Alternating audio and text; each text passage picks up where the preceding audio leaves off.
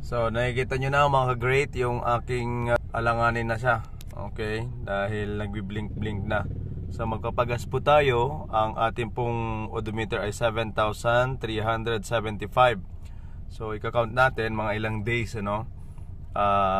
Magpagas tayo uli na ganyang status niya po na nagbi-blink-blink. And then ma-check natin kung ilang days natin na-consume. At the same time, ilan yung takbo na kakainin natin sa full tank nitong Mirage G4 2022. Okay? So ito na po yung full tank natin, 7,383. So yan po yung last na nagpagas po kami.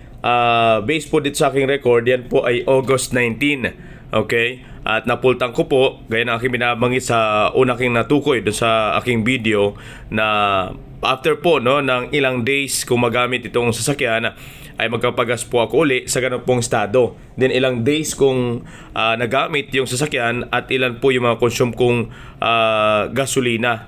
So ngayon ay September 12, okay, ako magpapagas at tingnan natin kung ilan po yung aabutin po sa full tank nito pong Mirage G4. Kaya natin binabanggit nga ay ano po ito, matipid sa gasolina. Okay? So magtataka kayo bakit August 19 tapos September 12 bago ako magpapagas. Ano ho kasi hindi ko naman totally talaga malayo yung nilalakad ko po or biyahe.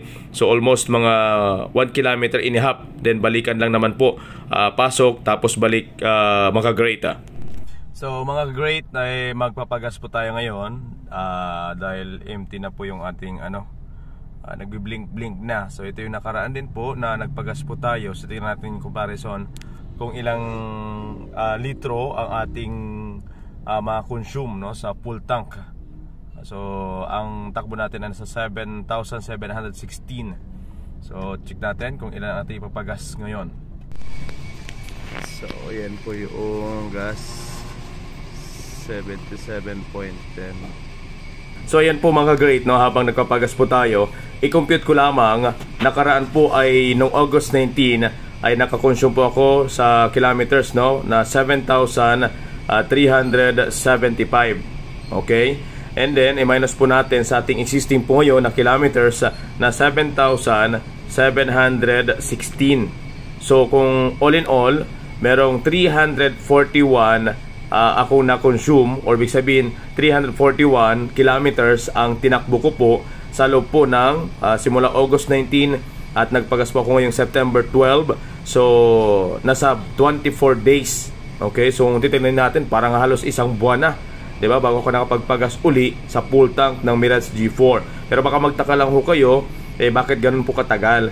So ano po yun, ang takbo ko ho from bahay hanggang office almost 1 kilometer and a half. So possible mga sa one day 3 kilometers and a half din po yung aking tinatakbo sa loob po ng 24 days. Okay? So ngayon sa 341 i-try natin mamaya na kilometers kung ilan ba naman ang kinakain po natin, pati sa akin po, na per litro sa loob po ng araw, sa loob po ng days na yan, at kilometers. Okay? So ulitin ko lang, ako po ay nagpagas noong August 19, okay? At meron akong kilometers na 7,375, at ngayon pong September 12 meron po akong 7,716.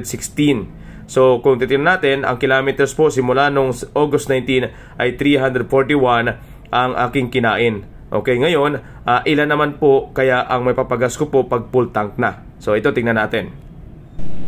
So maabot po sa 32 liters ang ating po na-consume at 2,491 ang worth ng ating ipagasolina. So ngayon mga great, i-compute naman po natin yung ating na-consume na gasolina sa loob po ng 24 days na aking pong actual, based sa actual ko lang po yan. Siyempre depende naman po sa ating mga biyahe or layo. So ngayon, di ba, is 341 kilometers ang tinakbo ko, at yung kilometers naman o yung litro na aking na-consume doon po sa pag full tank, doon po sa kanyang blink-blink doon sa gasolina, na yun na po yung nakaraan din po na aking naipagas. So nakapagpakarga ako ng 32 liters. So i-divide natin, tingnan natin kung ilan po possible. Ito estimate lang naman po, no? Per kilometers. So kung i-divide po natin yung 341 na takbo po na aking na-consume, then 32 liters ang napakarga ko sa ganong estado. So kung i-divide natin, nasa 10 liters per kilometer. Okay? So yun yung initial base po sa actual ko po, no? Dito po sa Mirage G4. So para sa inyo, anong sa inyo? Matipid nga ba talaga or sakto lang?